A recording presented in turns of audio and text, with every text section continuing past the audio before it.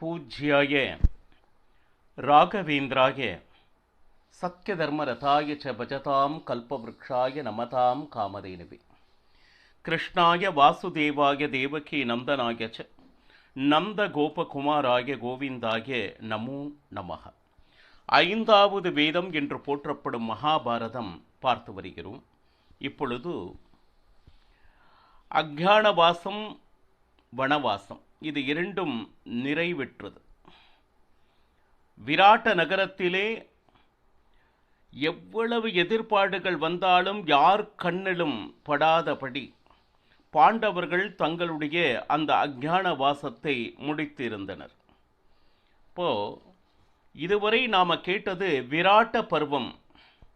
இந்த விராட்ட பருவம் கேட்டாலே மகா புண்ணியம் நம்மை வந்து சேரும் என்று பலஸ்துதி. அதாவது இதை கேட்டால் என்ன பலன் கிடைக்கும் அப்படிங்கிறதுல பார்த்தோம்னா, சகல சௌபாகியங்களும் கிட்டும், சொன்னவர்க்கும் சரி கேட்டவர்களுக்கும் சரி. சுபிக்ஷமான மழை வரும் அப்படின்னு சொல்லிட்டு பலஸ்துதியா. எப்படி ஒரு ராமாயணத்தில் சுந்தரகாண்டம் என்பது ஹிருதய பாகமாக இருப்பது போல, மகாபாரதத்தில் விராட்ட பருவம் அப்படிங்கிறது மிக முக்கியமான ஒரு பருவமாக கருதப்படுகிறது. ஏன்னா தர்மோ ரக்ஷதி ரக்ஷிதா அப்படின்னு சொல்லுவாங்க. பாண்டவர்களுக்கு எவ்வளவு இடையூறு வந்த பொழுதும் பகவான் நம்மை கைவிட மாட்டான் என்கின்ற உறுதியான ஒரு தன்மையை விளக்குகின்ற பருவம் எது அப்படின்னா அது விராட்ட பருவம். இப்போ திரௌபதிக்கு எவ்வளவு சோதனை வந்த போதும் அவளை ரட்சித்தவன் பகவானை மனதில் தியானித்து அவனுடைய பக்தராக ஆகிவிட்டால் எந்த ஒரு சூழ்நிலையிலையும் நம்மை கைவிட மாட்டான் என்று அற்புதமாக சொல்லப்பட்டிருக்கிறது. இது மட்டுமல்லாமல் பக்தர் மேல் பகவானுக்கு, அதாவது பகவான் ஸ்ரீ கிருஷ்ணனுக்கு என்றுமே அந்த அன்பு என்றும் இருக்கும். அதுபோல துவேஷிகள் யாராவது இருந்தால், உதாரணத்திற்காக கீச்சக்கன் போன்ற அந்த துவேஷிகள் இருந்தால் அவனுடைய வதமும் கூடவே நடக்கும் என்பதை நிரூபித்த பருவம் எது அப்படின்னா அது விராட்ட பருவம். அது மட்டுமல்லாமல் கயவர்களிடம் சிக்க இருந்த அந்த பசுக்களை ரட்சித்த பருவம். அதனால அர்ஜுனனுக்கு என்ன கிடைத்தது அப்படின்னா மிக உயர்ந்த கீர்த்தி கிடைத்தது, பசுக்களை ரட்சித்தவன் அப்படின்னு சொல்லிட்டு. அதே போல இந்த பருவத்தை யார் கேட்கிறார்களோ அவர்களுடைய கீர்த்தி உயரும் அப்படின்னு பலஸ்துதியாக சில விஷயங்கள் சொல்லப்படுகிறது. இதுவரை விராட்ட பருவத்தை எவ்வளவு ஆனந்தமாக கேட்டோமோ, அடுத்து மகாபாரதத்தில் உத்தியோக பருவம் அப்படின்னு சொல்லிட்டு ஆரம்பிக்கிறது.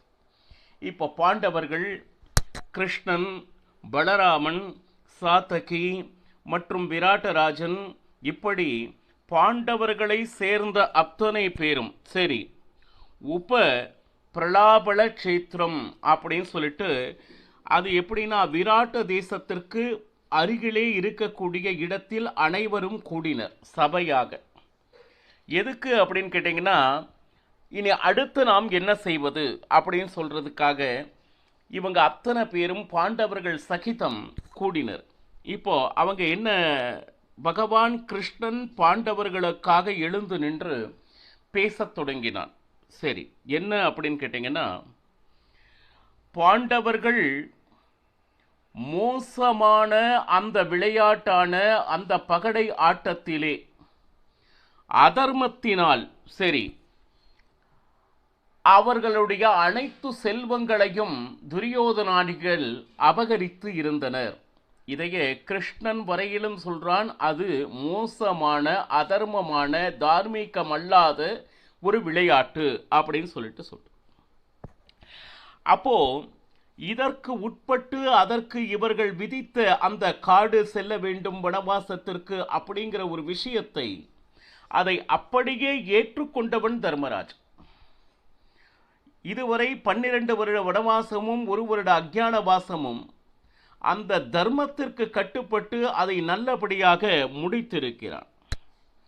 அன்றே நினைத்திருந்தால் தர்மராஜன் துரியோதனாதிகள் மேல் போர் எடுத்து அவர்களை வென்று நான் வனவாசத்திற்கு செல்ல மாட்டேன் என்று நிரூபித்திருக்கலாம். ஏன்னா அவ்வளவு பலிஷ்டர்கள் பாண்டவர்கள். ஆனால் அப்படி செய்யவில்லை. ஏனென்றால் எதுவாக இருந்தாலும் அது தர்மத்தின்படி நடக்க வேண்டும் என்று தர்மராஜனுடைய விருப்பம். அது சரி. இதுல என்னன்னா 13 வருஷம் அவ்வளவு எளிதாக சென்றதா அப்படின்னா இல்லை. பலவிதமான கஷ்டங்களை அனுபவித்திருக்கிறார்கள் பாண்டவர்கள். இப்போ இந்த நேரத்தில் இனிமேலாவது தர்மராஜனுக்கு நல்லது நடக்க வேண்டும். சரி, அது இதுல என்னன்னா ஏன் வேணா என்ன வேணா ஆகட்டும், தர்மத்தின்படி அவர்களுக்கு கிடைக்க வேண்டியது கிடைக்க வேண்டும். இதுதான் பகவான் கிருஷ்ணன் அந்த சபையில சொல்றது. ஏன்னா இப்போ அவர்களிடம் இருக்கக்கூடிய ஆஸ்தி துரியோதனன் சம்பாதித்ததா அப்படின்னா இல்லை. பித்ராஜித ஆஸ்திம்பாங்க. அதாவது பரம்பரையாக வந்து இருக்கக்கூடிய ஆஸ்தி. அதில் துரியோதனனுக்கு எவ்வளவு பங்கு உள்ளதோ அதே அளவுக்கு பாண்டவர்களுக்கும் பங்கு உண்டு. ஆனா அதை அபகரித்து தப்பான ஒரு மார்க்கத்தில் அது அத்தனையும் அபகரித்து கொண்டு இருக்கின்றனர். சரி, இப்போ இதுல என்ன அப்படின்னு கேட்டீங்கன்னா, பாண்டவர்களோடு போரிட்டு வென்று அவர்களுடைய அந்த சொத்தினை அனுபவித்து கொண்டு இருக்கிறார்களா அப்படின்னா இல்லை. மோசத்தினாலும் வஞ்சனையினாலும் அவர்களை கறந்து இந்த சொத்துக்களை அபகரித்து வைத்திருக்கின்றனர். சரி, இப்போ என்ன செய்யலாம்? இப்போ இதுக்காக நாம போர் அந்த மாதிரி எல்லாம் செய்ய வேண்டாம். சரி, நாம போய் கேட்போம், அவன் ராஜ்யத்தை கொடுக்கட்டும். சரியா? அப்போ இதுல என்னன்னு கேட்டீங்கன்னா, நமக்கு வராத எந்த ஒரு விஷயத்தையும் நாம் வேண்டு பெற வேண்டாம்.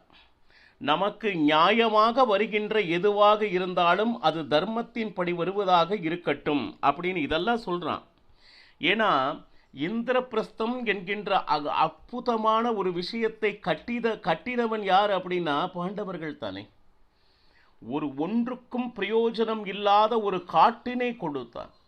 அந்த காட்டினை பாண்டவர்கள் தங்கள் சாமர்த்தியத்தினால் அதனை அழித்து அற்புதமான ஒரு நகரத்தை உருவாக்கியவர் யார் அப்படின்னா பாண்டவர்கள். சரி, இதுல என்னன்னா அதை திக்விஜயம் செஞ்சு அந்த இந்திரபிரஸ்தத்தின் மேலே பொறாமைப்பட்டு அந்த நகரை தன்வசமாக்கி கொள்ள வேண்டும் என்று நயவஞ்சகத்தினால் அந்த இந்திரபிரஸ்தத்தை தன்வசப்படுத்தி கொண்டான் துரியோதனன்.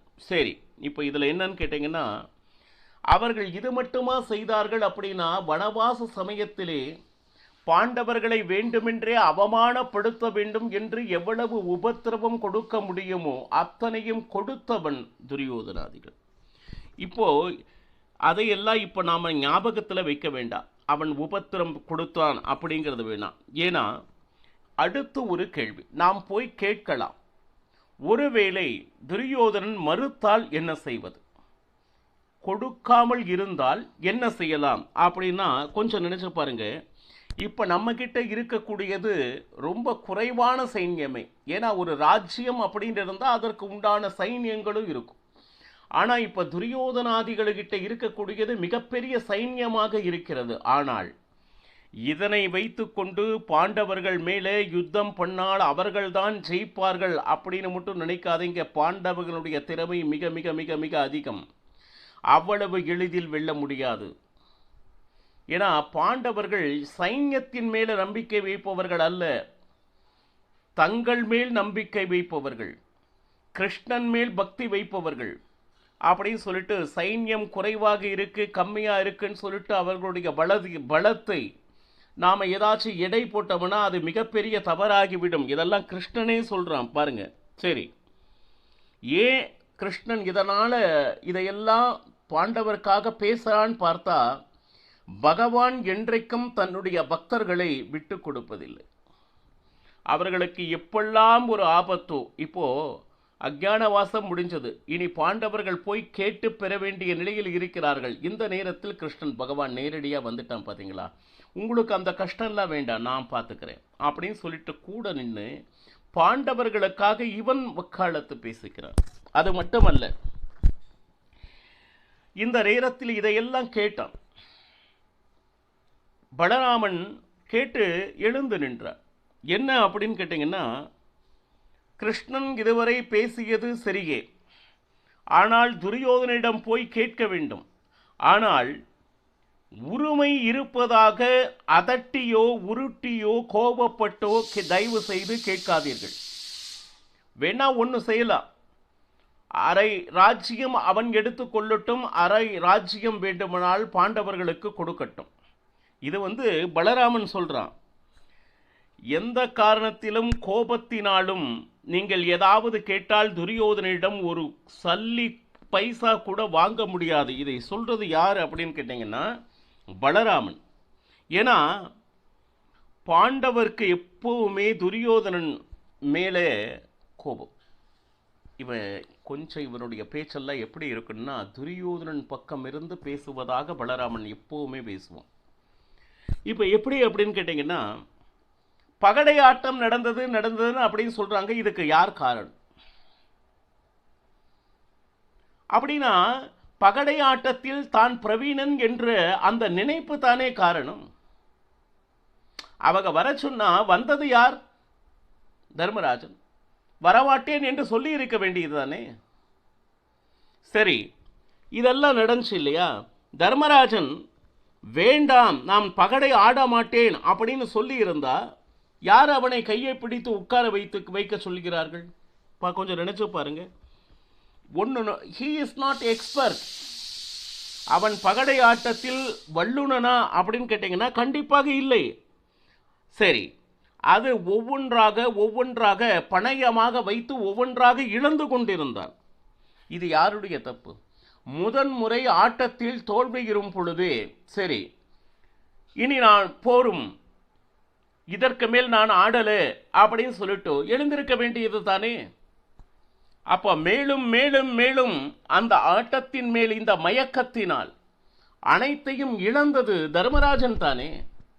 இதுல ஒரு துரியோதனன் மேலேயோ அல்ல சகுனி மேலேயோ எப்படி தப்பி சொல்ல முடியும்? கொஞ்சம் நினைச்சு பாருங்க. ஒன்னா வராம இருக்கணும். சரி, வந்தா சகுனியோடு நான் ஆட மாட்டேன். ஏன்னா மிகப்பெரிய வெற்றியாளன், அதில் நிபுணத்துவம் பெற்றவன் என்பது ஊருக்கே தெரியும் சகுனியை பற்றி. அப்ப சகுனி அமரும் பொழுது இவனோடு வேண்டாம், வேறு ஒருவருடன் ஆடுகிறேன் தர்மராஜன் நல்லா சொல்லி இருக்கலாம். அதையும் சொல்லல. சகுனி முன்னாடி உட்கார்ந்தாச்சு. ஏன்னா அந்த பகடை ஆட்டத்தின் மேல் இருக்கக்கூடிய அந்த விருப்பத்தின் காரணமாக.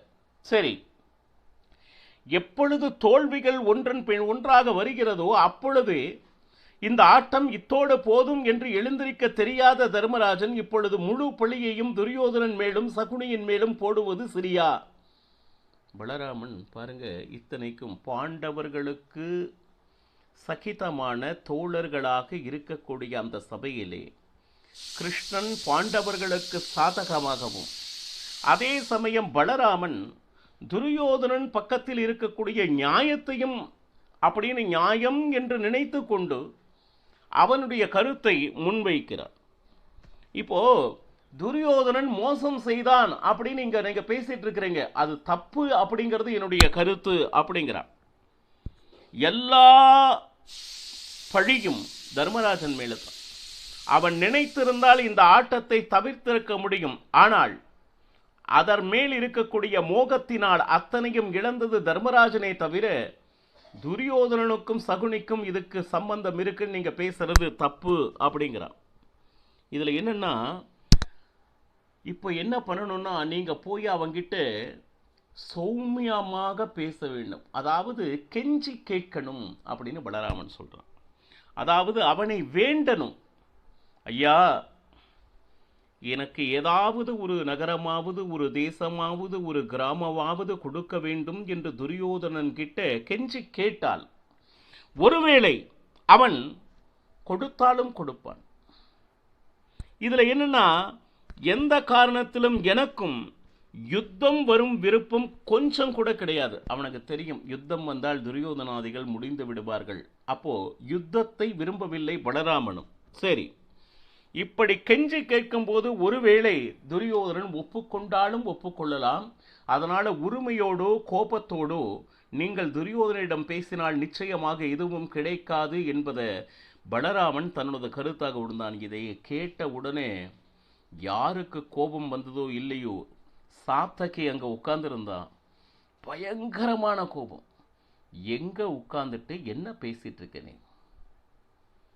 எல்லா தப்பும் தர்மராஜன் மேலே அப்படின்னு சொல்லிட்டு இருக்கியே. நான் வரேன் பகடை ஆட்டத்திற்கு அப்படின்னு சொல்லிட்டு தர்மராஜன் சொன்னானா? அவனை எப்படியாவது கவர்ந்து இந்த இடத்தில் வர வைக்க வேண்டும். அந்த நரியின் சூழ்ச்சி மூலமாக, தந்திரமாக, என அவனுக்கு ஆடணுங்கிற ஆசை இருக்கு என்பதை அறிந்து கொண்டு அவனுடைய ஆசையை தூண்டவிட்டு, அவனாக வந்தவன் இல்லை தர்மராஜன். அவனை வரவழைத்த குற்றம் யாருடையது? துரியோதனன் சகுனி மேல் தானே. அப்படி இருக்கும்போது அனைத்து தப்பிற்கும் காரணம் தர்மராஜன் சொல்லிட்டு இருக்கே அப்படின்னு சொல்லிட்டு பலராமன் பேச்சுக்கு என்ன சொல்லுது, எதிர்பேச்சாக சாத்தகி பேசிக் கொண்டிருந்தான். இன்னும் என்ன கருத்துக்கள் அந்த சபையில் பேசப்பட்டது என்பதனை நாளையும் பருகலாம். சர்வம் ஸ்ரீ கிருஷ்ணார்ப்பணமஸ்து. ஹரே ஸ்ரீனிவாசா.